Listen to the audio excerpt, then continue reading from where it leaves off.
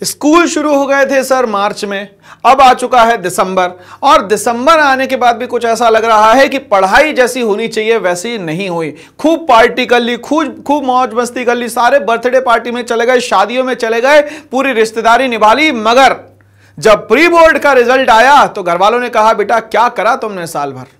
तो यहां पे जब दिमाग में क्वेश्चन आता है कि क्या करा हमने साल भर और अभी भी समय थोड़ा सा ही बाकी है, मगर ये समय थोड़ा सा नहीं है, ये समय बहुत सारा बाकी है दोस्तों। बिल्कुल भी टेंशन लेने वाली बात नहीं है। क्यों? क्योंकि सफर में धूप तो होगी ही, चल सको तो चलो, और अगर हमारे साथ चल लिए तो शिखर तक हम लोग सफर में साथ होंगे। और शिखर का मतलब हुआ सबसे टॉप ऑफ द वर्ल्ड। शिखर का मतलब हुआ एक ऐसी जगह पहुंच जाना जहां से आप दुनिया को देखोगे। अभी तक के हो क्या रहा था कि दुनिया आपको देख रही थी, मगर आप दुनिया को देखें, कुछ ऐसा काम कर जाना है। तो शिखर में पहुंचकर हम लोग सफर का जो मजा लेने वाले हैं उसी के लिए हम लोग बात करने वाले हैं आज कि कैसे हम लोग ये सफर को तय करेंगे। इंग्लिश वाला सफर नहीं है, ये हिंदी वाला सफर है भाई। इंग्लिश वाला सफर तो परेशान करने वाला होता है और हिंदी वाला सफर जो है हम दोनों के साथ का होता है।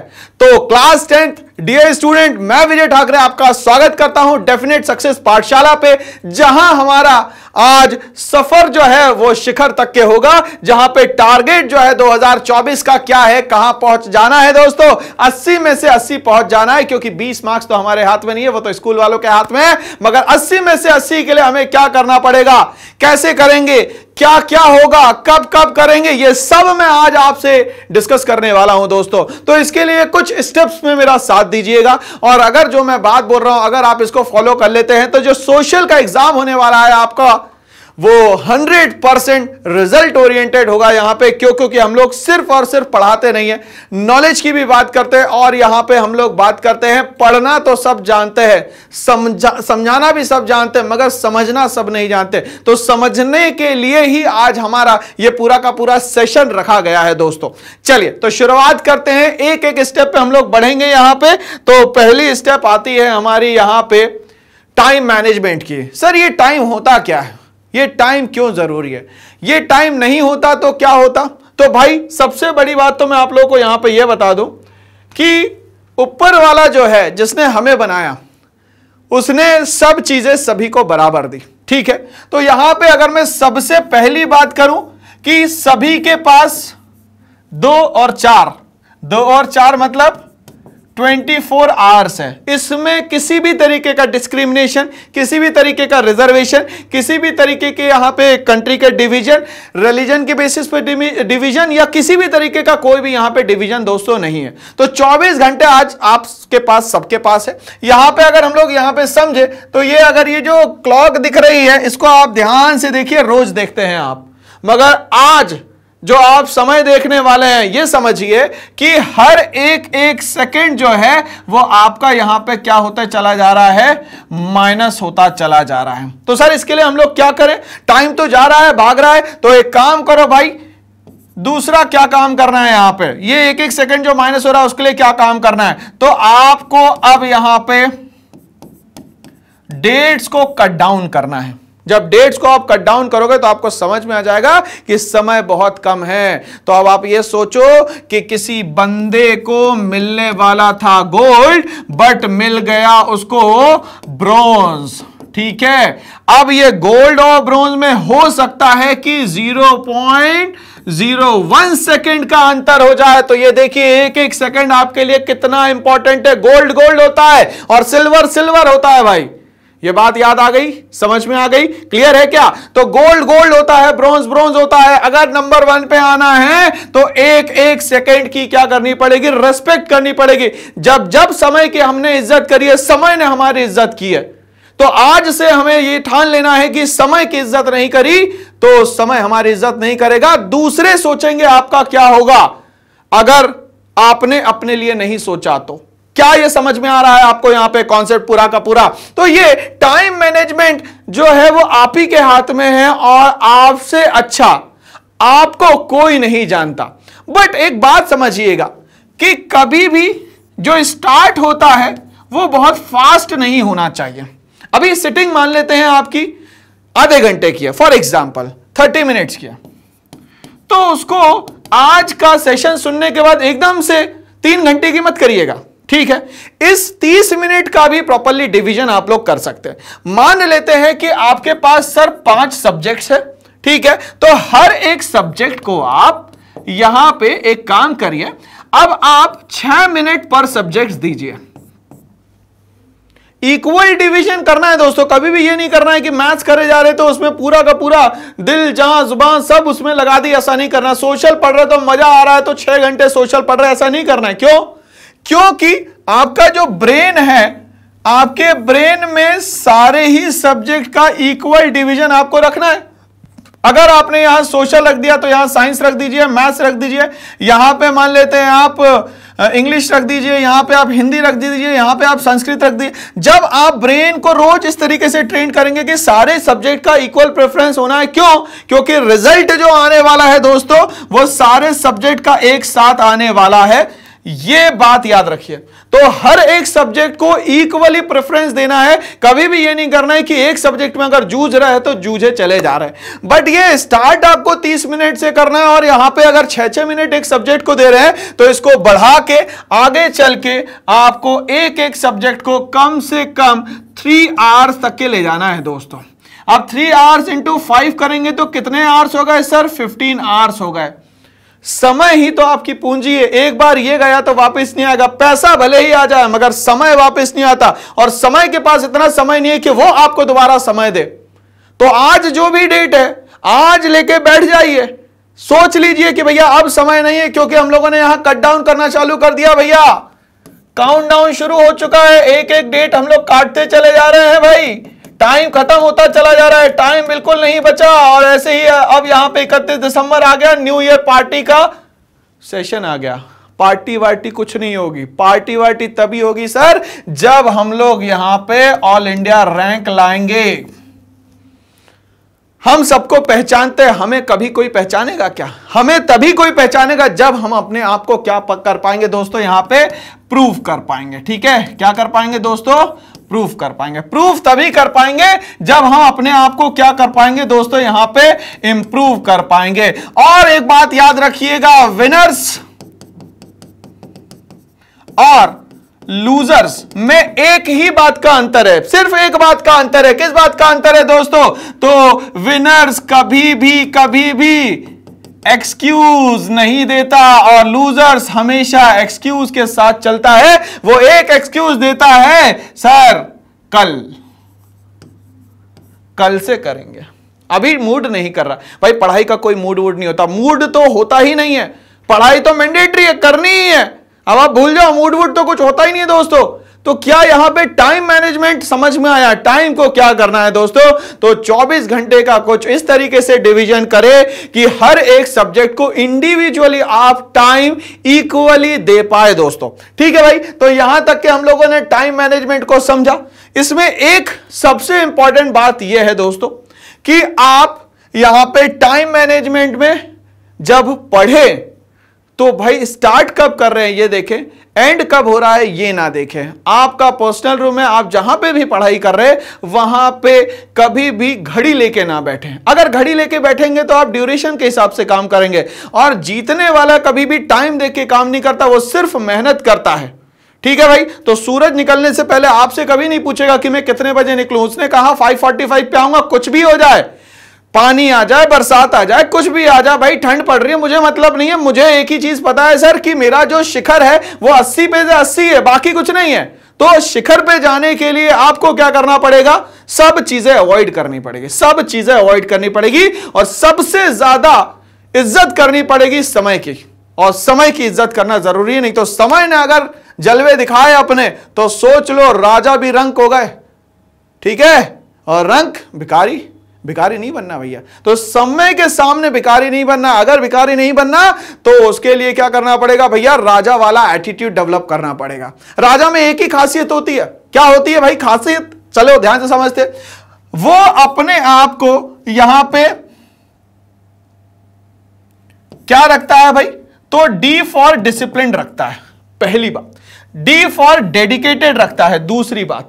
ठीक है, तो डेडिकेशन और डिसिप्लिन जिसमें है वो हमेशा किंग है।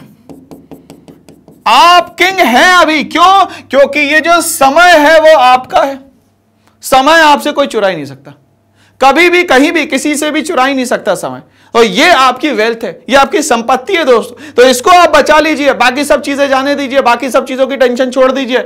एग्जाम जब खत्म होंगे तब हम लोग सोचेंगे समय किसको देना है। तो राजा का एक एटीट्यूड होता है, वो समय किसी को नहीं देता, कभी भी किसी को वो समय नहीं देता। तो ये हम लोगों ने अभी चर्चा करी कि सर ये टाइम मैनेजमेंट क्या होता है, समय को कैसे संभालना है और कैसे संवारना है। कोई क्रीम नहीं बता पाएगी आपको कि कितने खूबसूरत हो, ये वो बताएगा जिसने समय को खूबसूरत समझा। तो समय सबसे ज्यादा खूबसूरत है दोस्तों। निकल जाने के बाद किसी के हाथ में नहीं आया, अच्छे अच्छे लोग निकल गए, चले गए, अच्छा एम्पायर आया, अच्छी सिविलाइजेशन आई, सब चले गई, मगर आज तो कहीं कुछ नहीं दिख रहा। तो आज आपके पास समय है राजा बनने का, बन जाइए, नहीं तो समय आपको बता देगा कि वो क्या है, और वो जब बताएगा तो बहुत दिक्कत हो जाएगी दोस्तों। दूसरी हम लोग बात करते हैं क्लास 10th के जो स्टूडेंट हैं उनके लिए स्ट्रैटेजी क्या होनी चाहिए। भैया स्ट्रैटेजी ये होनी चाहिए कि जब हमें समय पे उठना है तो समय पे उठना है। तो सबसे पहला काम क्या करना है दोस्तों स्ट्रैटेजी में, स्ट्रैटेजी में कोशिश करें सबसे पहली कि आप ऑक्सीजन मान लें इन बुक को, एनसीईआरटी की बुक को आपको ऑक्सीजन मानना है, क्योंकि सीबीएसई पूरा का पूरा सिस्टम जो है वो एनसीईआरटी के बेस पे ही रखती है। पूरा करिकुलम जो है एनसीईआरटी में, जिस बंदे ने एक एक लाइन एक एक वर्ड विथ मीनिंग समझ लिया वो तो हो गया उसका बेड़ा पार, उसको टेंशन लेने की आवश्यकता नहीं है। ठीक है। दूसरा, एनसीईआरटी में जो आपको एग्जाम्पल्स दिए गए हैं वो सबसे ज्यादा इंपॉर्टेंट है। कभी कभी एग्जाम्पल से ही सीधा क्वेश्चन यहां पे पूछा जाता है। ठीक है भाई। तीसरा, यहां पे जो इमेजेस बनी हुई है स्लैश, यहां पे जो डायग्राम्स बने गए हैं, यहां पे जो मैप दिए गए हैं, ये सब दोस्तों इंपॉर्टेंट है, सब इंपॉर्टेंट है, सब इंपॉर्टेंट है, एक भी चीज नहीं छोड़नी है। ठीक है। सबसे लास्ट स्ट्रैटेजी में जो रखना है आपको, यहां पे क्वेश्चन सॉल्विंग।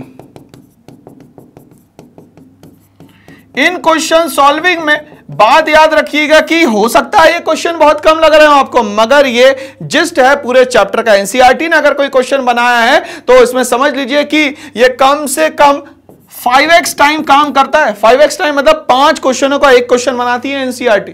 तो आप ये मत सोचिए, हल्के में मत लेना एनसीईआरटी के क्वेश्चन को, सर ये 5 और 4 ही तो है, क्या होता है, सीधा क्वेश्चन उठा के दे देगी इसमें से एनसीईआरटी। तो आप क्या करें, क्वेश्चन सॉल्विंग में भाई, स्पेशली मैं एसएसटी के लिए बोलूं तो आप रिटर्न वर्क पे ज्यादा ध्यान दें। किस पे? रिटर्न वर्क पे ज्यादा ध्यान दें। इसके बिना काम नहीं चलने वाला। मतलब आपके आंखों में एनसीईआरटी बसी हो, अगर जिसके आंखों में एनसीईआरटी बसी है, सीबीएसई का क्लास 10th का पेपर उससे पूरा बनता होगा। एक भी चीज एनसीईआरटी के बाहर से नहीं आती। रेफरेंस बुक नहीं लोगे चलेगा, मगर एनसीईआरटी बुक आपने नहीं पढ़ी और एनसीईआरटी के क्वेश्चन सॉल्व नहीं करे तो हमने अभी तक के कुछ किया ही नहीं, ये समझ लो। मार्च से दिसंबर आ गया, कोई बात नहीं, अभी भी बहुत समय बाकी है दोस्तों, मगर समय नहीं देगा आपको। इसीलिए अभी भी क्या हो जाइए, ये स्ट्रैटेजी को फॉलो करना शुरू कर दीजिए। बिल्कुल हल्के में मत लेना दोस्तों, अभी समय आप बिल्कुल हल्के में लेने का नहीं है। मगर मैं जो हूं आपके साथ, तो पूरी टीम आपके साथ है, लगी हुई है कि आपके कामों को आसान कैसे बनाया जाए। बट एक बात याद रखिएगा, प्रेजेंटेशन आपको जाके देना है, एग्जाम आपको जाके देना है। हम साथ दे सकते हैं आपका, मगर एग्जाम पेपर नहीं लिख सकते, तो एग्जाम पेपर आपको लिखना है। इसीलिए आपका भी एफर्ट इसमें लगेगा। तो ये आप स्ट्रैटेजी यूज कर सकते हैं क्लास 10th के लिए। यहां पे चलिए आगे हम लोग बढ़ते हैं इसी के साथ। नेक्स्ट जो पॉइंट इंपॉर्टेंट है वो दुनिया में सभी को करना पड़ता है। क्या करना है और क्या नहीं करना है। अगर आपको पता चल गया क्या नहीं करना है तो अब आप सीधे डायरेक्शन में रिजल्ट की तरफ बढ़ जाएंगे। और आपको यह नहीं पता है क्या नहीं करना है तो फिर तो दिक्कत ही दिक्कत है। ठीक है ना भाई। चलिए अब यहां पे छोटी छोटी बातें हैं मगर मोटी बातें हैं, छोटी छोटी मगर मोटी बातें, ध्यान से समझिएगा क्या क्या है भाई। क्या करना है, तो सबसे पहले हमें एक काम करना है। पहले जितनी भी स्टेशनरी है वो लेके रख लीजिए। अब स्टेशनरी में क्या क्या लेना है सर, तो सबसे पहले पेन ले लीजिए, पेन दोनों ले लीजिए, ब्लू एंड ब्लैक। ठीक है। अब ये ब्लू पेन जो है वो कंटेंट के लिए रख लीजिए और जो ब्लैक पेन है वो हेडिंग्स के लिए रख लीजिए, ठीक है भाई। अब वो वाले पेन लेना है जो कि बॉल पेन हो, ठीक है भाई। अब बॉल पेन हमेशा वो वाला लीजिए जो आपके हाथ में सेट हो रहा हो, जो भी आपके हाथ में सेट हो रहा हो, वो 2 रुपए का पेन हो, 20 रुपए का हो, 200 का हो, 2000 का हो, 2 लाख का लिखना है। अब ध्यान से समझिएगा, एग्जाम में जाते तो हम लोग क्या करते हैं, न्यू बॉल पेन ले जाते हैं। यह गलती मत करना भैया, हमेशा वो पेन ले जाना जो आधा चला हुआ हो, क्योंकि आपका हाथ उसमें सेट है और स्पीड उसमें बनी हुई है। अभी कभी देखा है आपने कि नई गाड़ी से कोई स्टंट मारता है? कोई नई गाड़ी से स्टंट नहीं मारता। पुरानी गाड़ियां जो उनके हाथ में सेट होती, क्योंकि उसमें क्या होता है, हमारा क्या होता है दोस्तों, कंट्रोल होता है। तो ये कंट्रोल ही तो करना है, क्योंकि लिख के आ गए भाई कुछ भी, तो फिर वहां पे जो चेकिंग करने वाला होगा वो भी कुछ भी मार्क्स देगा ना। तो आप जो लिख रहे हैं उस पर आपका कंट्रोल होना चाहिए। जो वर्ड्स यूज कर रहे हैं, जो वोकैबुलरी यूज हो रही है, कंटेंट जो यूज हो रहा है, वो आपको पता होना चाहिए कि कौन सा कंटेंट आप यूज कर रहे हैं। ऐसा तो नहीं कुछ भी लिखे जा रहा है, 3 इडियट की कहानी लिखे जा रहा है, मजा आ रहा है भाई, बढ़िया से ऐसे देखे जा रहे हैं, अरे सर मजा आ रहा है, हाँ पढ़ाई कर रहे हैं मजा आ रहा है। ऐसा नहीं करना है, क्योंकि ये फाइनल एग्जाम है। यहां मस्ती मजाक करोगे तो सामने वाला भी मस्ती मजाक कर लेगा आपके साथ, और आपके जीवन की बातें यहां पे मजाक करोगे तो सामने वाला भी मजाक बना देगा आपके पूरे करियर का। तो ऐसा नहीं करना है दोस्तों, ठीक है ना। चलिए दूसरा, पेंसिल शार्प करके रखना है दोस्तों, ठीक है। और पेंसिल कितनी, कम से कम 2-3 पेंसिल शार्प होनी चाहिए, ठीक है।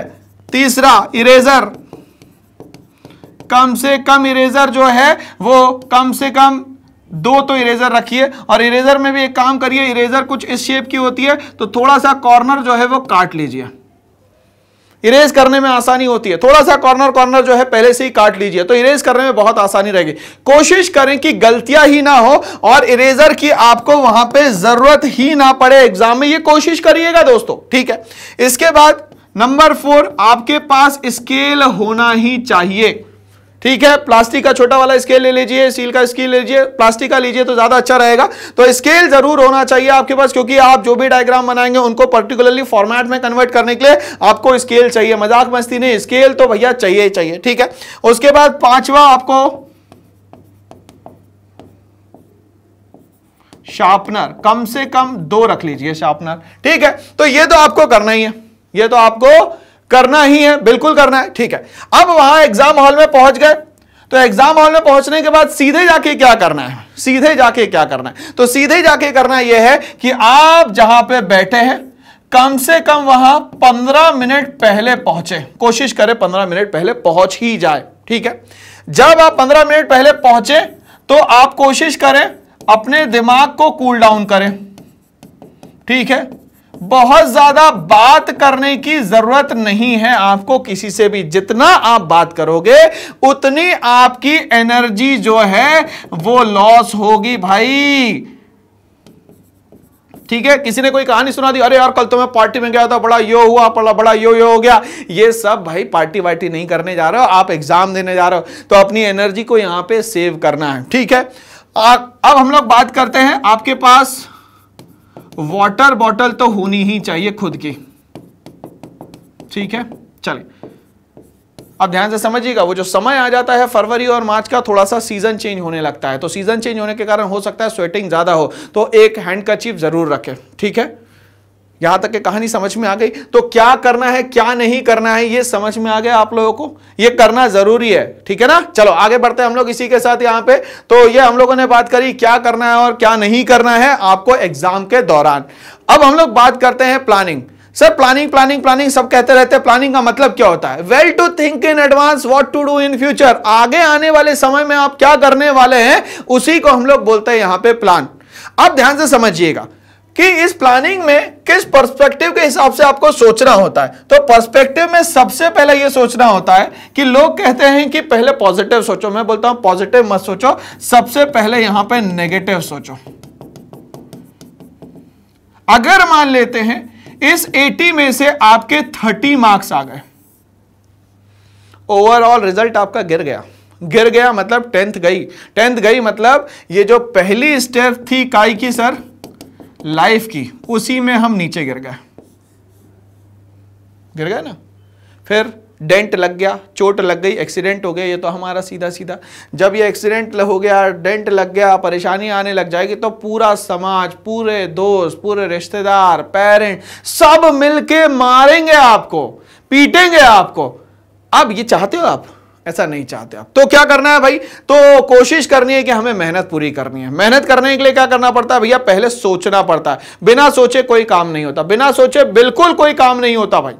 तो आप बिल्कुल ये मत सोचे कि अगर मैंने कुछ नहीं किया तो क्या होगा। तो भैया रिजल्ट आपका सब कुछ बता देगा। आप जितना ही झूठ बोल लो, अपने आप से बोलोगे, दुनिया से कभी झूठ नहीं बोल सकते। आपको लग रहा होगा कि हाँ हम बहुत होशियार हो गए, दुनिया को बेवकूफ बना रहे, यहां रख लिया हम लोगों ने कॉपी और इसके नीचे रख लिया फोन और बढ़िया चल रहा है मामला, मजा आ रहा है, दोस्ती यारी निभा रहे। भैया दोस्ती यारी निभाओगे तो वाट लग जाएगी पूरी की पूरी। ऐसा नहीं करना है हमें एग्जाम में, ठीक है ना। चलिए, तो एग्जाम का जो अब अभी यहां पे मौसम चल रहा है, उसमें सबसे पहले नेगेटिव सोच लो कि अगर आपने नहीं पढ़ाई करी तो आपका क्या होने वाला है, ठीक है। अगर हम लोग यहां पे पॉजिटिव सोचे तो पॉजिटिव सोचने में हमें मेनली फोकस करना पड़ेगा कि हम लोग क्या यहां पे मैक्सिमम टाइम क्या स्टडीज को दे रहे हैं। और स्टडीज में भी जो मैक्सिमम टाइम की बात आती है, तो आपको चीजों को बार बार पढ़ना है।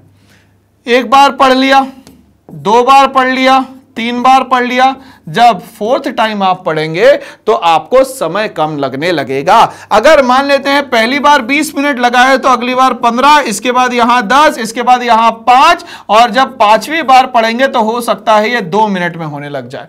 तो ये यहां पे ये कैलकुलेशन है दोस्तों, ये पॉजिटिवनेस है कि जब आप समय देते हैं किसी चीज को तो करते करते करते करते ये आपको कम समय में होने लग जाता है। तो ब्रूस ली ने कहा था किसी भी एक काम को 100 बार करिए, मगर एक ही काम को करिए, फिर दूसरा काम शुरू करिए उसको। मतलब आपको वो काम इस तरीके से आना चाहिए कि दुनिया में वो किसी को नहीं आता हो। जैसे अगर मान लेते हैं कि गांधी जी इंडिया कब आए और गांधी जी से रिलेटेड जितने भी मूवमेंट्स थे वो सब बताना है, तो भाई आपको बताना है, उसमें कुछ नहीं कर सकते। तो बताने के लिए क्या करना पड़ेगा सर? तो 1915 से लेकर 1919 तक के क्या क्या कंट्रीब्यूशन थे ये याद कर लीजिए। इकट्ठा मत याद करिए दोस्तों, पहले 1915 याद कर लो, पूरा इवेंट याद हो गया, कोई बात नहीं। उसके बाद 16 याद कर लीजिए, उसके बाद 1917 याद कर लीजिए, 1918 याद कर लीजिए, है ना, और फिर आराम से 1919 याद कर लीजिए। स्पीड बढ़ाने की अभी जरूरत नहीं है, एक एक चीजें कंठस्थ करते जाइए। मगर 1915 अगर याद हो गया तो वो 100% होना चाहिए, और 1919 याद हो गया तो वो 100% होना जरूरी है। एक भी अगर डेटा आपने आधा आधा याद करा तो आपको आंसर लिखने में बहुत ज्यादा प्रॉब्लम होने वाली है। यह बात मेरी एग्जाम में याद रखिएगा। तो आप प्लानिंग में नेगेटिव एस्पेक्ट पॉजिटिव एस्पेक्ट दोनों सोचिए, बट ब्रेन को हमेशा 99.99% पॉजिटिव एस्पेक्ट के तरफ रखिए। 0.01% नेगेटिव भी सोच सकते हैं, क्योंकि रिजल्ट आपको जो बताता है वो नेगेटिव एस्पेक्ट बताता है। कैसे, क्या होगा, कैसे होगा, कब करेंगे, ये सब नेगेटिव एस्पेक्ट है। ये भी होना चाहिए दिमाग में। क्यों? क्योंकि नेगेटिव और पॉजिटिव ही बॉडी में क्या करते हैं? बैलेंस बनाते हैं। दोस्तों समझ में आ गया क्या कॉन्सेप्ट? तो इस तरीके से आपको क्या करनी पड़ेगी दोस्तों? यहां पे प्लानिंग करनी पड़ेगी। बिना प्लानिंग के काम नहीं चलने वाला है। बट मेरे दोस्तों ये ध्यान से समझिएगा, मार्च से लेकर दिसंबर में आपने इतना तो पढ़ रखा है कि लगभग 50% मार्क्स तो आपके अभी हाथ में है। लड़ाई 50% मार्क्स की नहीं है, 50% मार्क्स के बाद की है लड़ाई। एक्चुअली में इतनी होती है, मतलब अगर एक रेस होती है तो एक रेस में 50% तो सभी चल पाते हैं, 50% तो सभी दौड़ पाते हैं। अब 50% तो सभी ने दौड़ लिया, अब यहां से शुरुआत होती है स्पीड की, एंड्योरेंस की, ठीक है। तो ये पॉजिटिव पॉजिटिव जितना लिख रहा हूं ना, ये एक एक करके बढ़ेगा। 50 से स्टार्ट होगा 51 पे, नेक्स्ट स्टेप 52 पे, ये होगी 53 पे। तो ये कैसे पता चलेगा? जब आप यहां पे टेस्ट पेपर सॉल्व करेंगे, जब आप यहां पे डेली प्रैक्टिस पेपर सॉल्व करेंगे, डेली क्लास क्वेश्चन सॉल्व करेंगे, सैंपल पेपर लगाना शुरू करेंगे, ठीक है, नोट्स बनाना शुरू करेंगे, ठीक है, यहां पे प्रैक्टिकल क्वेश्चंस करने शुरू करेंगे। तो ये सब स्टेप्स है जो 50 से लेके आपको 80 पे ले जाएगी, और 80 पहुंच गए तो कोई बात ही नहीं है भाई। बट अभी मेरे दोस्तों आप 50% पे है, आप इतना तो मान के चले। पहली बार अगर कोई फेल होता है तो मैं उसको फेल नहीं मानता। क्यों नहीं मानता सर? तो फेल का मतलब ही अपने आप में उल्टा होता है sir, first attempt in learning. तो आज मैंने सैंपल पेपर लगाया सर, तो 80 में से मेरे मार्क्स आए मान लेते हैं 44, तो ये फेल नहीं है, ये सीख रहे हो आप। 44 मार्क्स तो आपके पास है, मतलब यहां मैंने बोला ना कि 50% तो मेरे बच्चे सारे के सारे स्कोर कर ही लेंगे। लड़ाई इसकी है ही नहीं। लड़ाई किसकी है फिर? लड़ाई है सर 80 में से 80 की। तो यहां पे पहला सैंपल पेपर दिया तो 44 आए, कोई बात नहीं। अब फिर से चालू करो स्ट्रैटेजी को चेंज करना और पढ़ाई शुरू करो। नेक्स्ट वाले में अपने आप देखिएगा 48 आएंगे, फिर उसके बाद धीरे धीरे करके 52 आएंगे, धीरे धीरे एक समय आएगा जब 60, 70, 75, 80 भी आएगा भाई। ये सिर्फ क्या है? ये आपके अच्छी सोचने का तरीका जो आपने चेंज किया, अपने आप पे काम किया, उसके कारण ये स्टेप्स बढ़ेंगे। अगर सोचा अच्छा नहीं तो नहीं होगा काम। सोचना बहुत जरूरी है और अपने लिए अच्छा सोचना जरूरी है। मैंने कहा कि 99.99% पॉजिटिव सोचना जरूरी है, उसके बिना काम नहीं चलेगा। क्या ये कॉन्सेप्ट यहां पे क्लियर है आप लोगों को? तो यहां पे 50% से आपको 100% पे जब जाना है तो 50 मार्क्स से लेके आपको 80 मार्क्स की तरफ बहुत तेजी से भागना पड़ेगा, बिना इसके काम नहीं चलेगा। स्पीड अब बढ़ानी पड़ेगी, चीते की स्पीड और शेर का नजरिया रखना पड़ेगा। स्पीड तो चीते की होनी चाहिए भाई, उसके बिना नहीं चलेगा। और नजरिया शेर का, अगर सोच लिया करना है तो करना ही है, ठीक है। मान लिया तो हार है और ठान ली तो जीत है, यही समझ जाओ मेरे भाई, इसके बाद कुछ नहीं है, ठीक है ना। चलिए, तो यहां पे हम लोगों को चीजें जो है सर धीरे धीरे करके समझ में तो आ रही है कि करना क्या है। तो धीरे धीरे करके देखिए, ये 80 मार्क्स पे आपका पहुंच जाएंगे, आपको पता नहीं चलेगा, मगर उसके लिए रेगुलर प्रैक्टिस करनी पड़ेगी। बिना प्रैक्टिस के काम यहां पे नहीं चलेगा। आगे हम लोग बढ़ते हैं इसी के साथ। नोट्स कैसे बनाने? सर दिमाग में तो आता ही नहीं है कभी नोट्स कैसे बनाए। नोट्स का मतलब क्या होता है दोस्तों कि स्कूल में अगर टीचर कुछ बोल रही है, लिख लिया, उसको नोट्स बोलते हैं। नोट्स उसको नहीं बोलते, कभी भी नहीं बोलते। टीचर्स ने जो बताया वो आपने लिख लिया, ठीक है, वो आपका बैकअप है। मैं उसको सिर्फ बैकअप मानता हूं दोस्तों। नोट्स का मतलब होता है इन योर ओन वर्ड्स, उससे सीखा क्या है आपने। क्योंकि कॉपी किताब लेके तो बोर्ड एग्जाम में नहीं जाओगे ना, लेके क्या जाओगे? अपना दिमाग। तो दिमाग में कितना लिखा हुआ है, इसके लिए हमारे ओन वर्ड्स में नोट्स होने चाहिए, बिना उसके काम नहीं चलेगा। और ओरल वोरल कुछ नहीं होता दोस्तों, 10th में सब चीजें रिटर्न होती है, और रिटर्न नहीं है तो आपके परमानेंट मेमोरी में कुछ नहीं है। सबकॉन्शियस माइंड में बहुत सारी चीजें रहेगी, कॉन्शियस माइंड तक के पहुंचाने के लिए आपको बहुत ज्यादा काम करना पड़ेगा दोस्तों। बिना काम करे काम नहीं चलने वाला है। और ये सब खेल जो है वो दिमाग का है। बड़े बड़े राजा भी दिमाग से राजा बने हैं, शरीर से कोई राजा नहीं बनता यहां पे। तो भाई ये दोनों तरफ आपको पेज दिख रहे हैं, तो वो 3 इडियट वाला सीन याद आ रहा होगा, वीरू सहस्त्र बुद्धि। दोनों पेन ले लिए भाई, दोनों पेन ले लिए, लिखना शुरू कर दिया। तो ये दोनों पेन से नहीं लिखना है, एक ही पेन से लिखना है। क्यों? क्योंकि हमें तो एक ही पेन से आता है। सर जो हमें आता है हम उस पर ध्यान दें, जो हमें नहीं आता उस पर एक्सपेरिमेंट करने की आवश्यकता बिल्कुल भी नहीं है। बिल्कुल भी नहीं है मतलब बिल्कुल भी नहीं है, ठीक है भाई। चलिए, तो अब हम लोग यहां समझते हैं कि नोट्स मेकिंग का क्या सिस्टम होना चाहिए। तो नोट्स मेकिंग में सबसे पहले आपके पास जो भी एनसीईआरटी बुक है, सबसे पहले उसको रीड करें हेडिंग वाइज। हेडिंग वाइज को मैं यहां पे टॉपिक वाइज भी कहता हूं, ठीक है। अब ये जो भी आपने पढ़ा है, अब इसके नोट्स बनाना शुरू करें in your own words.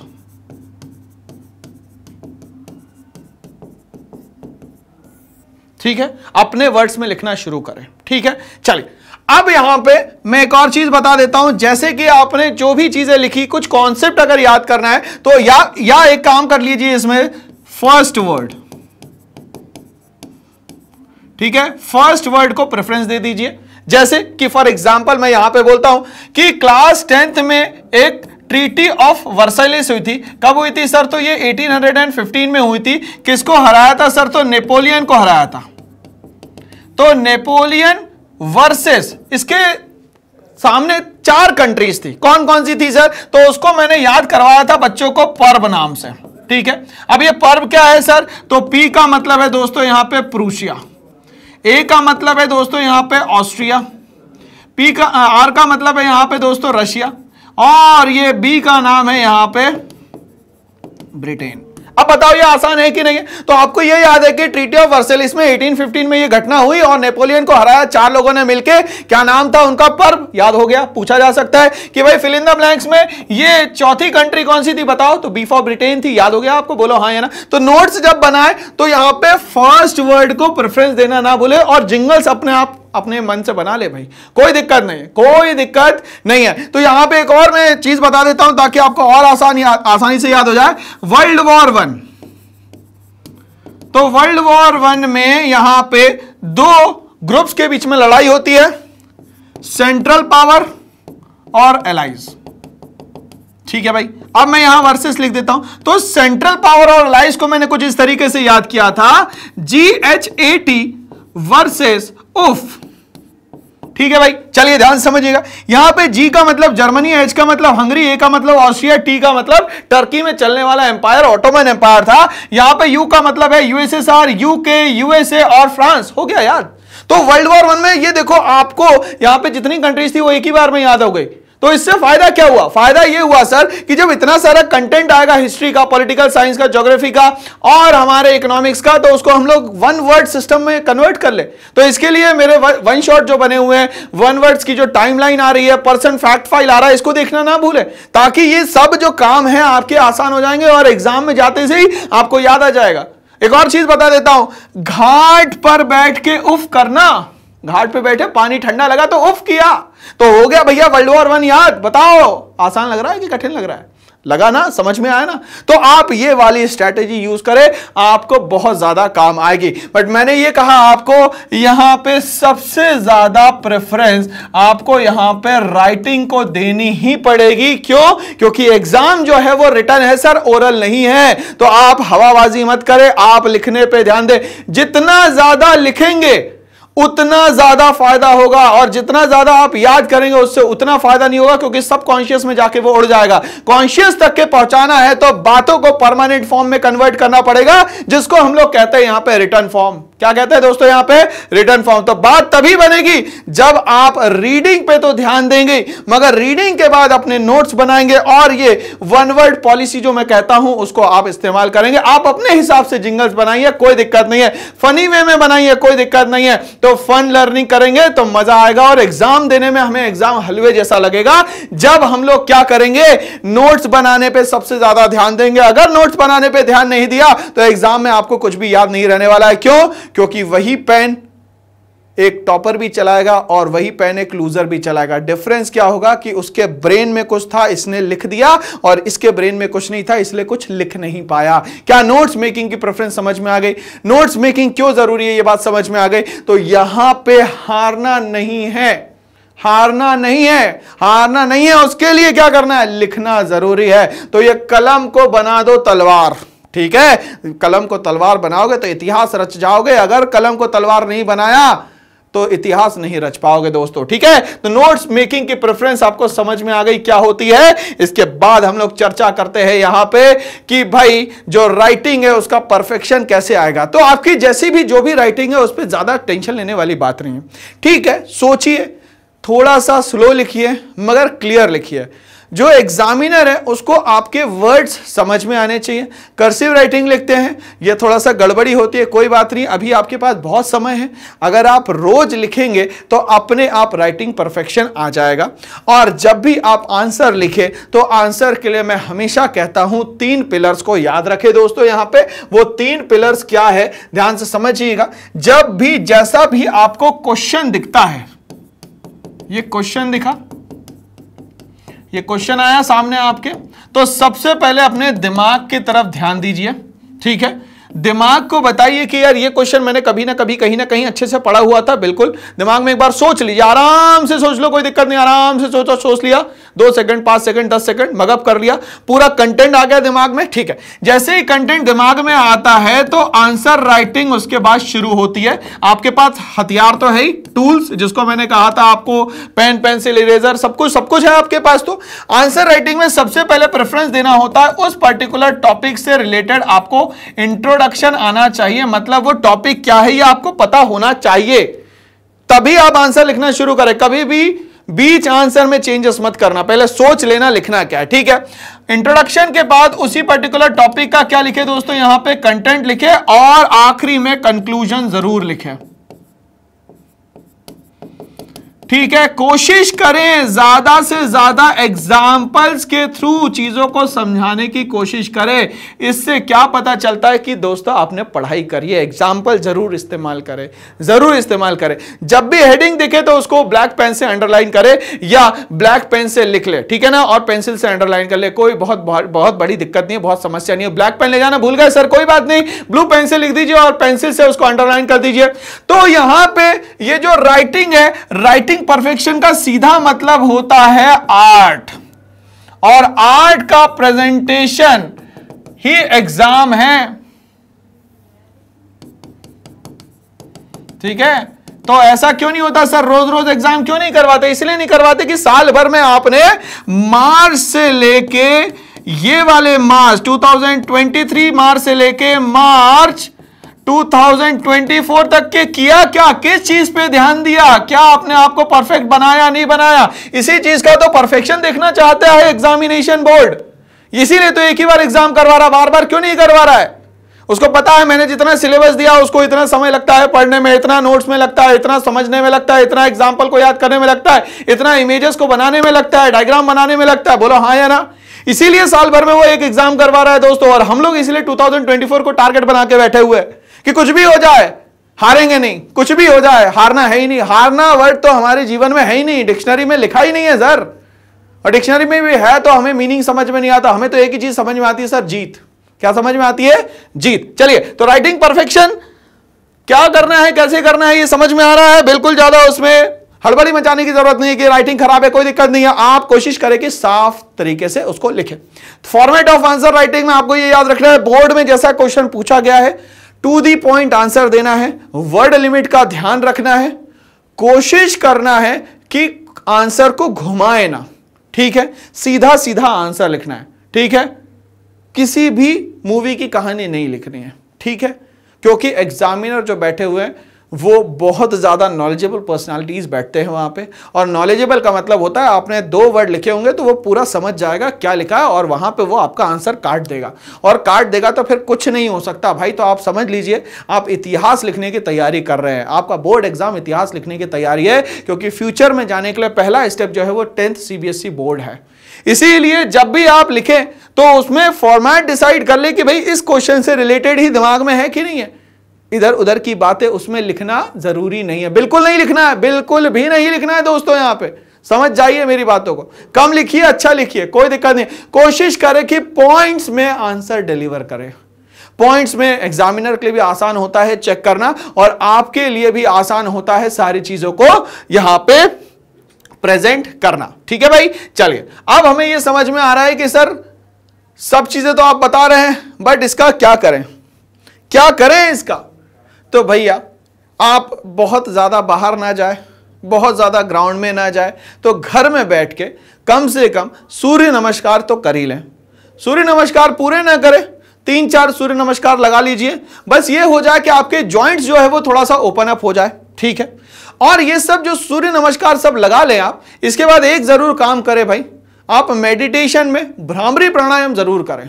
Bhramari प्राणायाम आपके ना कंसंट्रेशन को उस लेवल पे ले जाएगा जहां आप सोच नहीं सकते। क्यों?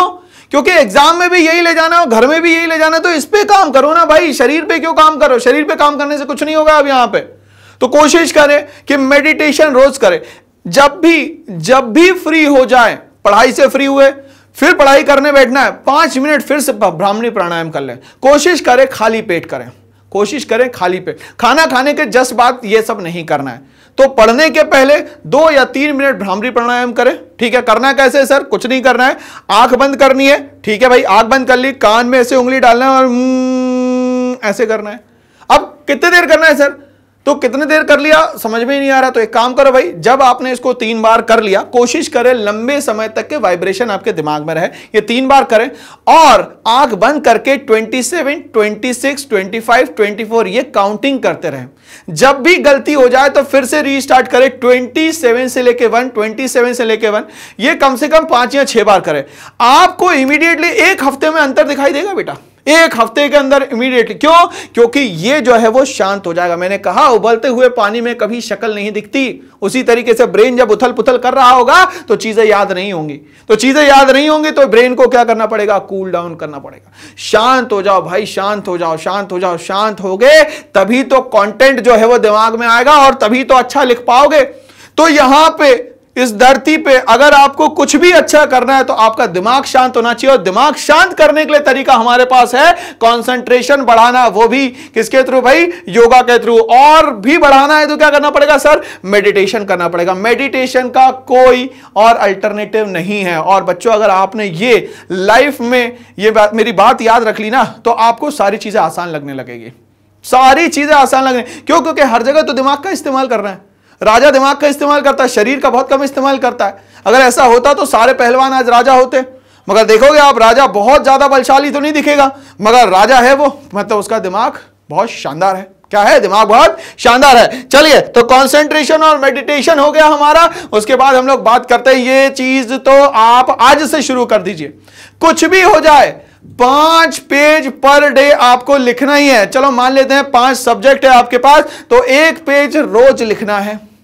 लिखना कैसे है सर? जो भी कॉन्सेप्ट आज आपने समझा, याद किया, उससे रिलेटेड क्वेश्चन आपको पूरे के पूरे 1 पेज में लिखना है। 1 पेज का मतलब आगे पीछे दोनों होता है दोस्तों। बट क्या सर 5 पेज पे कहानी रुक जाएगी? नहीं दोस्तों, 5 पेज पे रुकने वाली नहीं है। 5 तो मैंने पहला स्टेप बताया, हर सब्जेक्ट का 1 पेज आगे पीछे, हर सब्जेक्ट का 1 पेज आगे पीछे कर रही है। मैथ्स लगा रहे हो तो मैथ्स में मान लेते हैं कि 5 क्वेश्चन है, तो 5 क्वेश्चन उसी 1 पेज में करना है, वहां पे लिखें। अब उसको कैसे करना है ये समझा देता हूं मैं दोस्तों आपको। मान लेते हैं ये आपका पेज का फॉर्मेट है,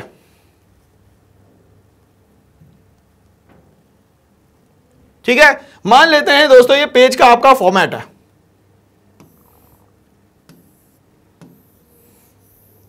ठीक है भाई। अब यहां पे डेट जरूर डालें, ठीक है, बिना डेट के काम ना करें, ठीक है। और यहां पे लिखिए सीरियल नंबर 1। तो आज सीरियल नंबर 1 के ये पूरे 5 पेज आज ही के डेट के होने चाहिए, ठीक है। अब यहां पे पंच करके उसको एक जगह रख दें। अब मान लेते हैं पहली सिटिंग में आपने ये 5 पेज लिख लिया। फॉर एग्जांपल सुबह आप बैठे 4 बजे और 4 बजे से 7 बजे तक के आपने ये पहली सिटिंग कर ली। अब दूसरी सिटिंग आपकी मान लेते स्टार्ट होती है 8 बजे से, 8 AM से लेके 11 AM तक के। तो दूसरी सिटिंग में उसी डेट का सीरियल नंबर 2। अब ये कितने हो गए सर? ये 5 पेज हो गए आज के, ये 5 पेज आज के हो गए। तो ये 2 सिटिंग में आपने 10 पेज लिख लिए। अब नेक्स्ट जो सिटिंग करोगे उसमें तो ये 5 5 5 5 5 और आखिरी मान लेते हैं कि 11 बजे आप फ्री हो गए, फिर 12 बजे से बैठे 4 बजे तक के, फिर नेक्स्ट सिटिंग करी आपने 5 बजे से लेके फॉर एग्जाम्पल 8 बजे, और फिर लास्ट सिटिंग जो करी वो लास्ट सिटिंग जो है वो कंपाइल्ड फॉर्म में होनी चाहिए। इन चारों serial number 1, serial number 2, serial number 3, serial number 4 को कंपाइल्ड फॉर्म में यहां पे चारों को लिखिए। ये हो गया आपका फ्रंट साइड, और इसी तरीके से आप बनाइए बैक साइड।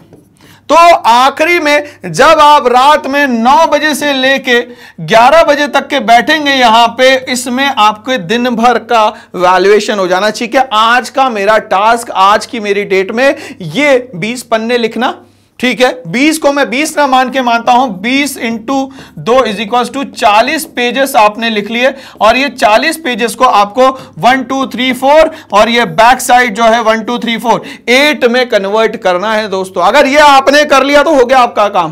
क्यों? क्योंकि ये आपकी क्या शो कर रही है सर? ये आपकी प्रोग्रेस रिपोर्ट शो कर रही है रोज की।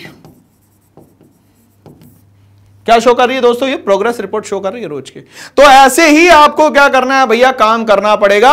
ये 5 पेज अ डे का मतलब है कि एक दिन में 5 पेज, मगर स्टार्टिंग इससे करनी है। बट जैसे जैसे आप यूज्ड टू होंगे तो ये वाले फॉर्मेट पे आना पड़ेगा आपको, और इसमें आने में ज्यादा से ज्यादा आपको 1 वीक लगना चाहिए। इससे ज्यादा अगर समय ले लिया तो समय भाग जाएगा भाई, समय टाटा बाय बाय कह देगा आपको। इसीलिए ऐसा नहीं करना है, ये करना जरूरी है, क्योंकि यही चीज आपको उस शिखर पे ले जाएगी। 80 में से 80 के शिखर पे यही चीज ले जाएगी, दूसरा और कोई चीज नहीं ले जा सकती। ये बात मेरी मान लीजिए दोस्तों। तो यहां पे ये समझ में आ गया सर कि जो 5 पेज अ डे आपने बोला, इसको बढ़ा के 20 पेज अ डे, इसको 30 पेज अ डे आपको करना ही पड़ेगा। आप सोच रहे हो सर ये तो बहुत हलवे जैसा काम दे दिया, करने बैठोगे तो आप समझ में आ जाएगा ये हलवा नहीं है। क्यों?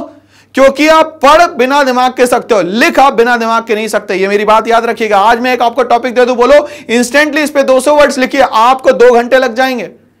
इसीलिए मैं बोल रहा हूं कि ये बोलने में बड़ा आसान लग रहा है, करने में बड़ा डिफिकल्ट है। इसीलिए जब आप इसको करने बैठेंगे तब आपको डिफिकल्टी लेवल समझ में आएगा। बोलना आसान है, करना बहुत डिफिकल्ट है। इसीलिए मैं बोल रहा हूं 5 पेज अ डे से स्टार्टिंग करें और फिर हम लोग अपनी राजनीति, रणनीति और जो प्लानिंग है उसको आगे बढ़ाने का काम करें।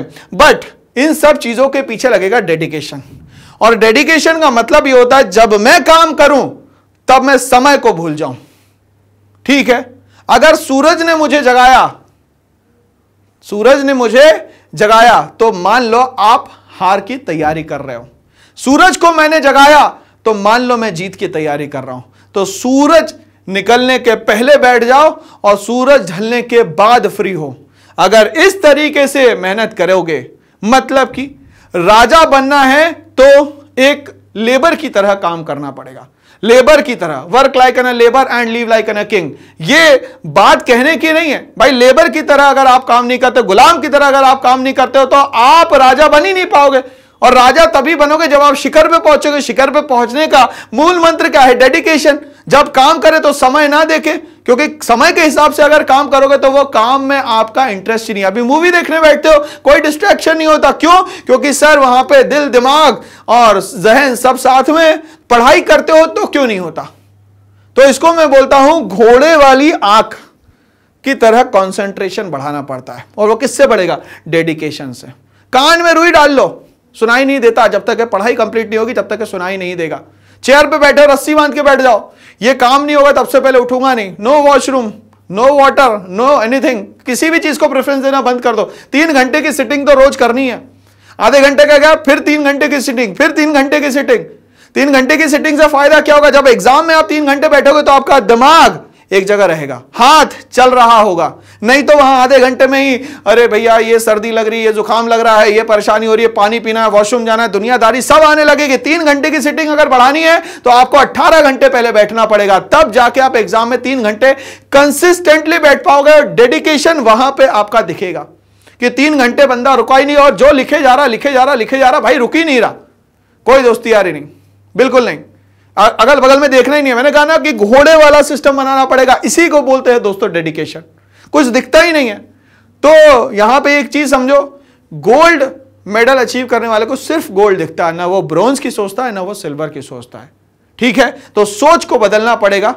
अपने आप सपनों की तरफ बढ़ने लगोगे। सोच नहीं बदली तो सपने हमारे छोटे मोटे रहेंगे, और छोटे मोटे सपनों के लिए तो कोई नहीं चल रहा भाई, कोई नहीं। राजा तो छोटे मोटे सपने देखता ही नहीं है, सपने छोटे देखोगे तो काम छोटे ही होंगे, सपने बड़े देखोगे तो अपने आप जो है क्या हो जाएंगे भाई, शिखर पे पहुंचने के जो तरीके हैं वो बहुत अच्छे से बदल जाएंगे। आगे बढ़ते हैं।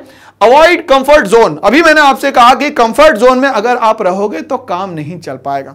बैठ के पढ़ाई करोगे तो पढ़ाई नहीं हो पाएगी, खड़े होकर पढ़ाई करो। एक पोडियम ले लो, 1-2 हज़ार रुपए का पोडियम आता है, ये टेबल थोड़ी हाइट बढ़ा लो।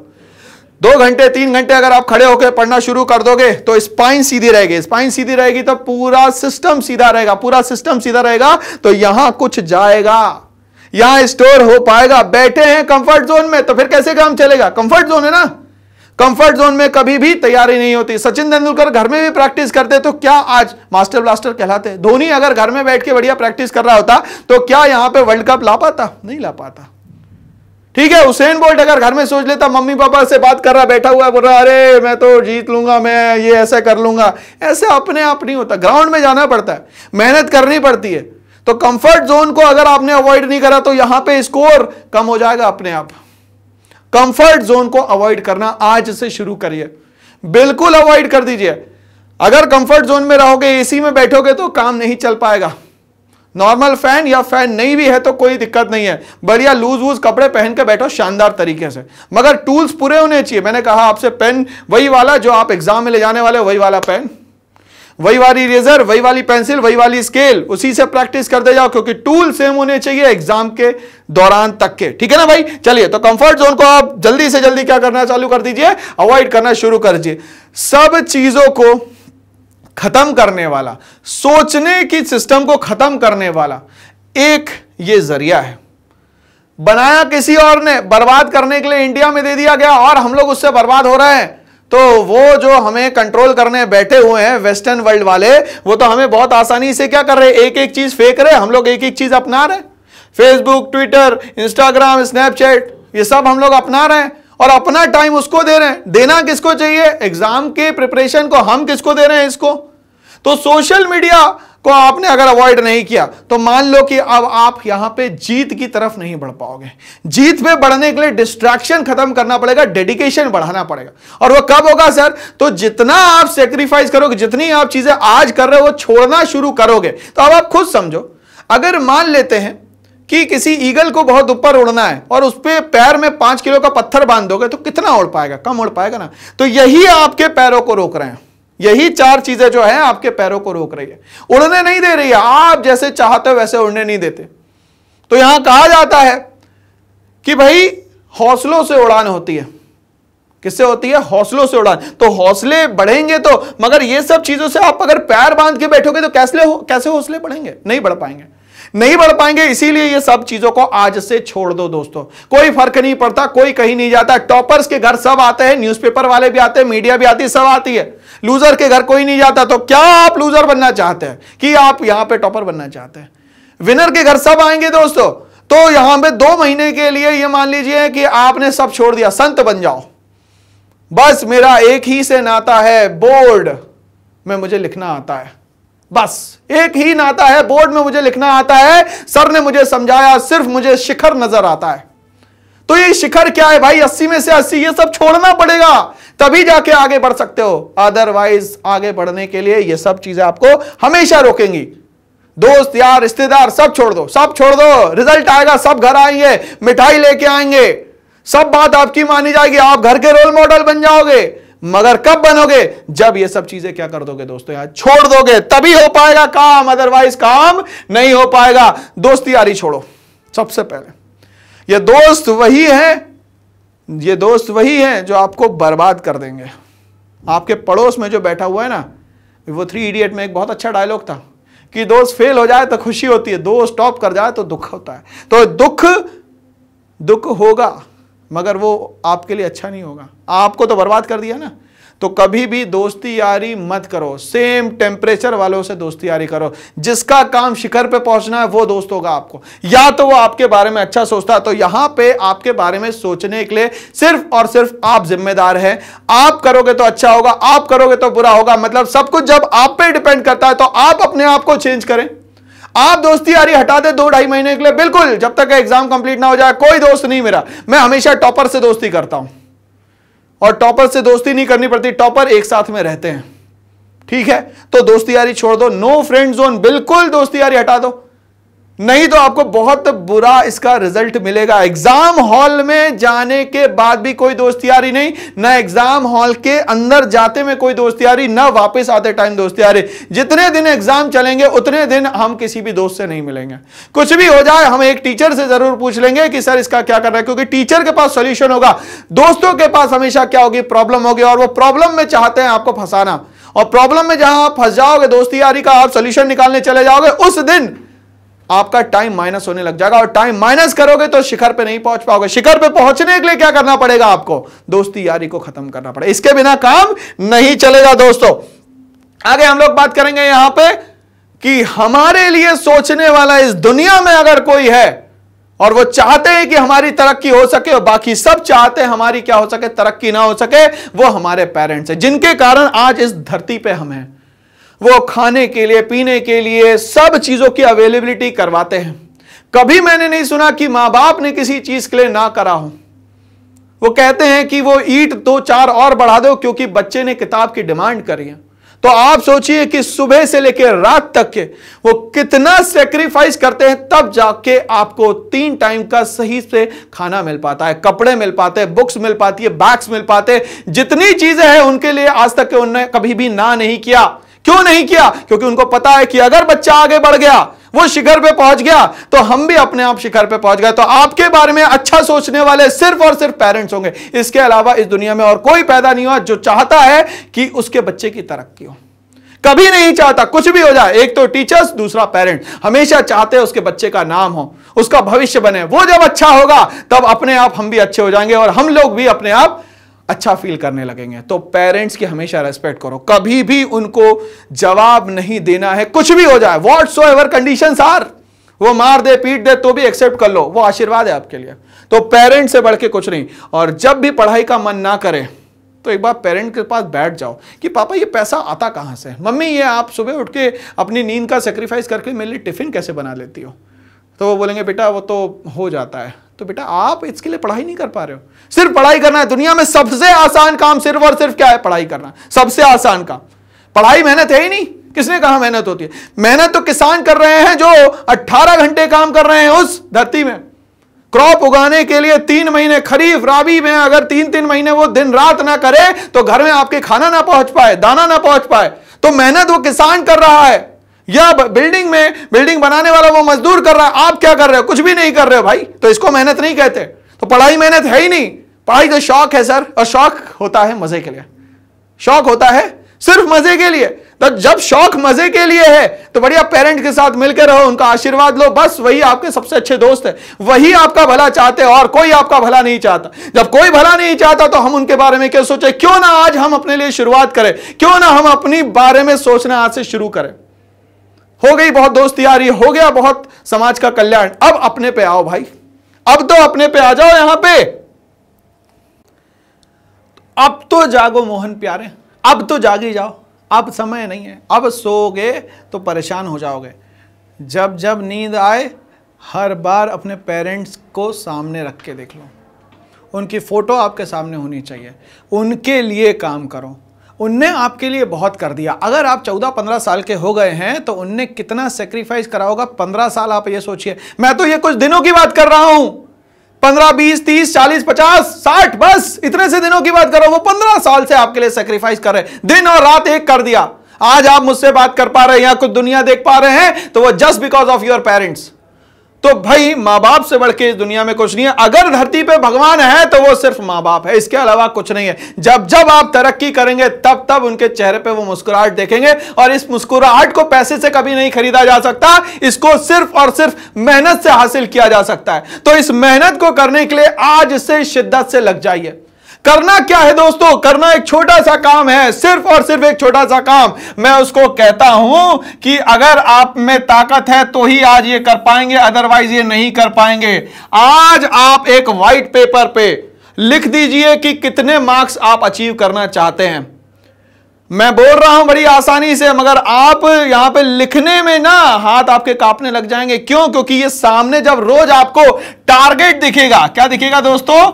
टारगेट जब दिखेगा तभी इसमें काम हो पाएगा। अब मान लेते हैं कि सर टारगेट हम लोगों ने लिख दिया यहां पे सर 80 में से 80, ठीक है। अब पैरेलली यहां पे पेरेंट्स की एक पिक्चर लगा लीजिए, ठीक है, मदर एंड फादर, ठीक है।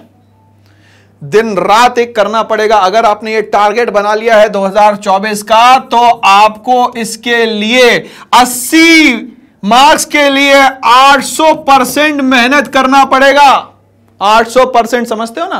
दिन रात एक करना पड़ेगा। बोलना बड़ा आसान है, लिखना बहुत डिफिकल्ट काम है। और एक काम करिए, ज्यादा से ज्यादा क्या करिए सर, यहां पे अपनी साइन कर लीजिए इस पे। चलो, आप अपनी जुबान पे अगर पक्के नहीं रहे तो दुनिया में जीवन में आप किसी के लिए कुछ नहीं कर पाएंगे। जुबान के अगर पक्के हैं तो आज लगाइए एक व्हाइट ब्लैंक पेपर, उस पे लिख दीजिए टारगेट 80 आउट ऑफ 80 और साइन कर दीजिए। आज की डेट डाल के साइन कर दीजिए। फॉर एग्जांपल आज की डेट हो जाती है 16 दिसंबर 2023, ठीक है। और ये एग्जाम के लिए आपने जब लिख दिया, आपने अंडरटेकिंग दे दी है। आप सबसे झूठ बोल सकते हैं दुनिया में, अपने आप से झूठ नहीं बोल सकते। जब जब मक्कारी करोगे तब तब ये पेपर आपके सामने आना चाहिए। और यहां पे मोटिवेशन कौन देगा? तो मोटिवेशन सर पेरेंट्स का आशीर्वाद देगा। 24 घंटे साथ रहता है वो। जब आप ये करेंगे आपके पेरेंट्स खुश हो जाएंगे। वाह क्या बात है, क्या बात है। जहां स्टडी टेबल है वहां चिपका दीजिए। और शुरू हो जाइए आज से, अभी से 1 मिनट 1 सेकंड वेस्ट नहीं करना सर, क्योंकि मैंने कहा कि ब्रॉन्ज और गोल्ड में इतना सा डिफरेंस है कि कुछ सेकंड वो कम लिया इसलिए वो आगे बढ़ गया, और कुछ सेकंड आपने कम लिए तो आपको ब्रॉन्ज मिल गया। ब्रॉन्ज नहीं चाहिए दोस्तों, सोचो तो बड़ा सोचो यार, क्या करोगे छोटा मोटा सोच के, बड़ा करो। छोटा सोचने के लिए तो पूरी दुनिया पड़ी है। अब आप ये समझे यहां पे ये शिखर जो मैंने सीरीज बनाई है उसका कहने का मतलब है पूरा का पूरा कि यहां पे भीड़ बहुत है, राजा ऊपर बैठा है, भीड़ कम है, तो मेरे बच्चे हमेशा राजा की तरह बैठे होंगे ऊपर। छोटी मोटी बात ही नहीं करते सर, वो सीधे बात करते हैं ऑल इंडिया रैंक की, कि सर कुछ भी हो जाए ऑल इंडिया रैंक की बात करेंगे हम लोग। ये छोटा मोटा क्या है, I don't believe in the battles, I believe in war. भाई छोटी मोटी झड़पें तो हर कोई कर लेता है, वर्ल्ड वॉर करके दिखाओ, वॉर करके दिखाओ, तो जीवन हमेशा वॉर है, जीवन हमेशा संघर्ष है। अगर आपके जीवन से संघर्ष खत्म है मतलब कि आप आधे खत्म हो, आधे खत्म हो भाई। संघर्ष अगर हट गया तो संघर्ष जीवन में बहुत जरूरी है, और संघर्ष की परिभाषा या डेफिनेशन सिर्फ और सिर्फ यह है।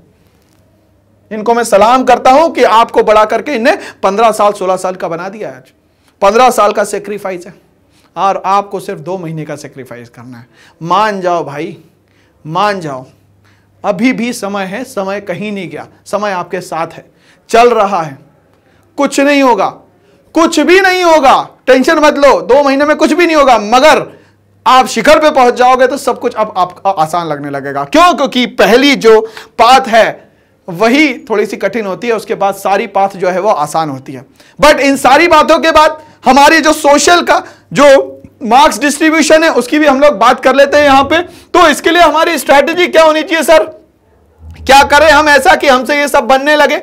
चले, तो यहां पे ये समझ में आया कि एफ तक के इसके सेक्शन है, मतलब एफ पार्ट्स में बांटा गया है, मतलब ये कम से कम ये 6 पार्ट्स में डिवाइड है, जिसमें सबसे पहला जो पार्ट है दोस्तों वो है आपका एमसीक्यू जो है 20 क्वेश्चन, जिसमें मल्टीपल चॉइस क्वेश्चन पूछे जाएंगे। मल्टीपल चॉइस क्वेश्चन तभी आपसे बन पाएंगे जब आपने पूरा चैप्टर वर्ड टू वर्ड पढ़ा है, तभी ये बन पाएगा। रीड आउट का मतलब होता है बोल बोल के पढ़ना, ठीक है, बोल बोल के पढ़ना। जब आप बोल बोल के पढ़ेंगे तभी आपको अच्छे से याद हो पाएगा, और ये 20 क्वेश्चन आपसे बन पाएंगे तब जब आप बोल बोल के एनसीईआरटी पूरी आप क्या करेंगे, वर्ड टू वर्ड पढ़ेंगे। ठीक है, रीड बिटवीन द लाइंस, उसका मतलब समझेंगे। क्यों? क्योंकि सीबीएसई आजकल सीधा सीधा क्वेश्चन नहीं दे रहा, थोड़ा उसमें समझ तो लगानी पड़ेगी।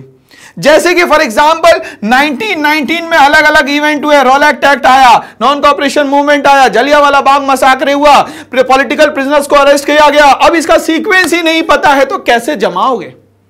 तो इसके लिए क्या करना पड़ेगा सर, बोल बोल के पढ़ना पड़ेगा। जब बोल बोल के पढ़ोगे तो आपको सीक्वेंस याद रहेगा ना दोस्तों, ठीक है ना, हाँ या ना, यहां तक के कॉन्सेप्ट क्लियर है। चलिए दूसरा हम लोग आते हैं यहां पे नंबर ऑफ क्वेश्चन जो है 4 है, जो कि very short answer type question है। इसमें इसको वेटेज दिया गया है 2 मार्क्स का, ठीक है ना। तो यहां पे टोटल देखा जाए तो ये कितने हो जाते हैं दोस्तों, तो ये 8 मार्क्स के हो जाते हैं। इसमें जो क्वेश्चन आने वाले हैं ये it is related to the meaning या तो डेफिनेशन से रिलेटेड, मीनिंग और डेफिनेशन से रिलेटेड। मैंने आपसे कहा था कि कॉन्सेप्ट आपको क्लियर है, मीनिंग डेफिनेशन तो बहुत आसान बात है भाई, कोई दिक्कत ही नहीं है। अगर आपसे पूछ लिया गया आईएमआर क्या होता है, इन्फेंट मोर्टेलिटी रेट क्या होता है, बता दोगे। आपसे ये पूछा जाएगा कि लिटरेसी रेट क्या होता है, बता देंगे सर। एचडीआई क्या होता है, ये बता देंगे सर हम। क्यों? क्योंकि इसमें तो 20 वर्ड्स में सब कुछ बताना, बिल्कुल बता देंगे सर। क्यों? क्योंकि हमने चैप्टर पूरा पढ़ा हुआ है, एनसीईआरटी के पीछे जो क्वेश्चन थे वो भी हम लोगों ने पूरे करे हैं, कोई दिक्कत नहीं है, ठीक है ना। चलिए नेक्स्ट हम लोग बात करते हैं कि नंबर ऑफ क्वेश्चन 5 है, जो कि शॉर्ट आंसर टाइप क्वेश्चन है। यहां पे मैं लिमिट मान लेता हूं कि 20 से 40 वर्ड्स मान लो। यहां शॉर्ट आंसर में मान लेते हैं हम लोग यहां पे 40 से लगभग 60 लगभग मैं मान लेता हूं, ठीक है। इसमें यहां पे जो है 3 मार्क्स के क्वेश्चन आने वाले हैं, और ये लगभग कितने होने वाले हैं सर, यहां पे 5 हो जाएंगे, तो 3 5 हो जाएगा 15। इसमें थोड़ा सा क्वेश्चन को एलाबोरेट करना होगा, थोड़ा सा एलाबरेट करना होगा। लगभग 40 से 60 वर्ड्स के बीच में इसका आंसर आप लिख सकते हैं, कोई दिक्कत नहीं है। फॉर्मेट क्या रहेगा सर? फॉर्मेट वही रहेगा, इंट्रोडक्शन, कंटेंट और कंक्लूजन, बस इतना सा करना है दोस्तों, और कुछ नहीं करना है, ठीक है। अब हम लोग थोड़ा सा लॉन्ग क्वेश्चन की तरफ आते हैं जिसमें पूरे चैप्टर की कहानी लिखनी है दोस्तों, पूरे चैप्टर की कहानी। Format same, introduction, content, conclusion, मगर यहां पे पूरे चैप्टर के बारे में लिखना है सर, पूरे चैप्टर के बारे में। तो यहां पे वर्ड लिमिट क्या हो जाएगी सर? तो लगभग यहां पे मान लो आप 60 वर्ड से लेकर 120 वर्ड्स तक के ले जाओ भाई। तो यहां पे 60 तो नहीं, 100 वर्ड से 120 वर्ड्स के बीच में लॉन्ग आंसर क्वेश्चन लिखना पड़ेगा आपको। ये लगभग कितने क्वेश्चन हो जाएंगे सर? ये 4 क्वेश्चन हो जाएंगे और 20 मार्क्स का वेटेज है। इसके लिए पूरा चैप्टर आना चाहिए, पूरा चैप्टर आना चाहिए। तो स्ट्रैटेजी थोड़ी सी चेंज करते हैं दोस्तों। आप सबसे पहले प्रेफरेंस दे 5 मार्क्स के क्वेश्चन को। तो अगर 5 मार्क्स के क्वेश्चन आपने ज्यादा लगा लिए तो ये सारे अपने आप कवर हो जाएंगे। तो दिन की शुरुआत 5 नंबर के क्वेश्चन के साथ, ठीक बात है क्या? यहां तक क्या समझ में आया? यहां तक क्या समझ में आया? चलो, उसके बाद हम लोग बात करें कि यहां पे 3 क्वेश्चन आ रहे हैं केस बेस्ड क्वेश्चन, ठीक है। चलिए, जो कि 4 मार्क्स के हैं, तो लगभग इसमें 12 मार्क्स का वेटेज गया। अब ध्यान समझना, जब आप केस स्टडी पढ़े तो केस स्टडी पूरी पढ़ ली, बट केस स्टडी ध्यान से समझना वो आपके हिस्ट्री, पॉलिटिकल साइंस, ज्योग्राफी और इकोनॉमिक्स से रिलेटेड होगी, वो किसी ना किसी टॉपिक से रिलेटेड होगी। तो टॉपिक का कंटेंट ही आपका आंसर होना चाहिए। वो जो केस स्टडी दी जा रही है वो आपको सिर्फ और सिर्फ उस कहानी की याद दिलवा रही है। क्या दिलवा रही है? याद दिलवा रही है। तो आंसर आपके जो भी एनसीईआरटी में उस टॉपिक से रिलेटेड दिया हुआ है वो लिखना है। और यहां पे जो केस बेस्ड क्वेश्चन दिया गया है उसका आपको क्या लेना है? सपोर्ट लेना है। क्या लेना है दोस्तों? यहां पे सपोर्ट लेना है। ये बात एग्जाम में याद रखिएगा, ठीक है। चलिए, अब हम लोग बात करते हैं मैप बेस्ड। कुछ नहीं करना है भाई, इंडिया का मैप उठा लो, पॉलिटिकल मैप उठा लो। पहले उसको हम लोग क्या करें? पॉलिटिकल मैप से स्टार्ट करें तैयारी, और फिर हम लोग चले जाए फिजिकल मैप पे। सर इसमें अंतर क्या होता है? तो देखो भैया, पॉलिटिकल मैप में क्या हो जाएगा? डिवीजन दिया होगा 28 स्टेट्स का, और जो फिजिकल मैप होगा उसमें डिवीजन नहीं दिया होगा। तो पहले एक काम करें, पॉलिटिकल मैप ले दिए है, पॉलिटिकल मैप, ठीक है। इस पे आपने यहाँ पे ये जम्मू एंड कश्मीर कर लिया, ये केरला कर लिया, कर्नाटका कर लिया, तमिलनाडु कर लिया भाई, ठीक है। अब इसी के नीचे रख दो फिजिकल मैप और वो पॉइंट बना लो, ठीक है भाई। तो पॉलिटिकल ये जिसमें आपने मार्क कर लिया और इसके पीछे फिजिकल रख लिया और इस पे मार्क कर लिया, 2-3 बार प्रैक्टिस करोगे सारा बनने लग जाएगा। बिल्कुल टेंशन मत लो दोस्तों, ये मैं आपको शॉर्ट ट्रिक्स बता रहा हूं कि कैसे मैप में 5 में से 5 मार्क्स आप ला सकते हो। बाकी मैं तो आपको करवाऊंगा ही करवाऊंगा, पूरा मैप याद करवा दूंगा, पूरी दुनिया आपके दिमाग में रहेगी, बिल्कुल टेंशन लेने वाली बात नहीं है। तो इस तरीके से हमें यह समझ में आया कि ये जो सर आपका जो सोशल का पूरा ये फॉर्मेट है, इस पे हम लोग को कैसे काम करना है, किस तरीके से काम करना है, ठीक है ना भाई। तो यहां पर सारी चीजें हमें समझ में आ गई है सर, और आपने जो डिस्क्राइब किया वो तो हमें समझ में आ गया। तो क्या हार में, क्या जीत में, किंचित में, भयभीत में, हार नहीं मानूंगा, रार नहीं ठानूंगा। हार तो मानना ही नहीं है, होता ही नहीं है सर। तो इसके लिए सोच को बदलो, और सोच को बदला तो अपने आप शिखर पे पहुंचना शुरू हो जाओगे। तो इसके लिए क्या करना पड़ेगा? To dream the impossible dream.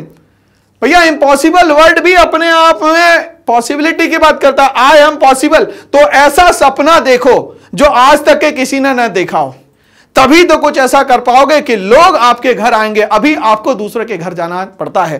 तो एक ही चीज चेंज करो भाई, अपना एटीट्यूड। अपना एटीट्यूड चेंज करो, पढ़ाई के लिए अपना एटीट्यूड चेंज करो, पेरेंट्स के लिए हमेशा अपनी जो भी चीज आप शो करना चाहते हो वो रिजल्ट होगा।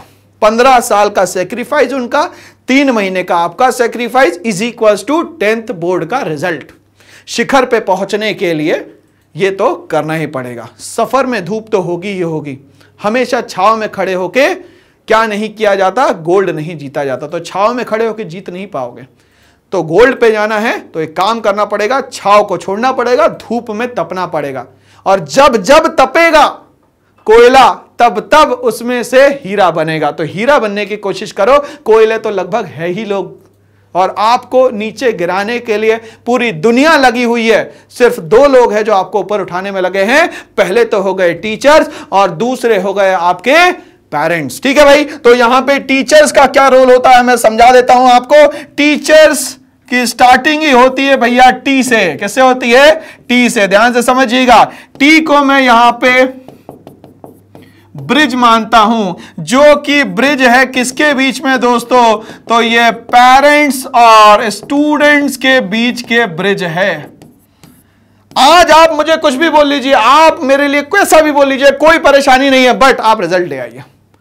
हमारा काम है आपके बीच में और पेरेंट्स के बीच में बैलेंस बना के रखना, यह काम हमारा होता है। इसीलिए अगर आप 18 घंटे काम करेंगे तो हमें 19वें घंटे में भी काम करना पड़ेगा, क्योंकि आपको 18 घंटे तैयार करने के लिए 1 घंटा और हमें जागना पड़ेगा। तो 19 से 20 घंटे अगर हम लोग काम करेंगे तब जाके आपके लिए कुछ अच्छा कर पाएंगे, आपके लिए अच्छा कंटेंट दे पाएंगे, आपके लिए शॉर्ट ट्रिक्स बना पाएंगे, आपको जो इंपॉर्टेंट क्वेश्चन है वो निकाल के दे पाएंगे, वन शॉट बना पाएंगे और सारी की सारी चीजों को आप तक के बहुत आसानी से पहुंचा पाएंगे। तो इस तरीके से ये जो टीचर्स है, ये टीचर्स हमेशा काम करते हैं आप दोनों के बीच में बैलेंस बनाने का। तो आपके जो भी टीचर्स हैं उनकी हमेशा रेस्पेक्ट करिए, क्योंकि वही एक ऐसे हैं जो आपको गिरने नहीं देना चाहते, वो आपको चोट नहीं लगने देना चाहते, क्योंकि उनको होता है एक्सपीरियंस, और एक्सपीरियंस वाला ही बता सकता है कि किस जगह पे आपको ठोकर लगने वाली है, उससे बचाने का काम जो है वो यहां पे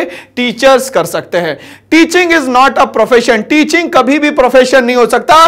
टीचिंग हमेशा होता है दोस्तों पैशन, और पैशन में ही काम ज्यादा हो पाता है, अदरवाइज काम नहीं हो पाएगा। तो बच्चों, हमें सोशल स्टडीज के लिए क्या कैसे स्ट्रैटेजीज बनानी है, इन सब पे हम लोगों ने आज चर्चा करी। तो आज जो हमारा पूरा सफरनामा था, वो सफर जो था शिखर तक के था, और शिखर जो है 80 में से 80 है हमारा। बट ये सारी चीजों के लिए मैं बार बार आपको मोटिवेट करता रहूंगा, बट इसके लिए मेरे साथ जुड़ने के लिए और ये पूरी टीम के साथ जुड़ने के लिए आपको इस चैनल को लाइक शेयर सब्सक्राइब करना होगा। इन सारी चीजों का डिस्क्रिप्शन आपको यहां पे लिंक दिया गया है, सब कुछ डिस्क्रिप्शन बॉक्स में दिया रहेगा। अब कभी भी 24/7 24/7 I am available for you and the entire team is available for you. तो डेफिनेट सक्सेस पाठशाला आपके लिए 24 घंटे सेवा में तत्पर। ठीक है भाई, हमसे कभी भी कांटेक्ट कर सकते हैं, ये दोनों कांटेक्ट नंबर दिए गए हैं। जय हिंद, जय भारत।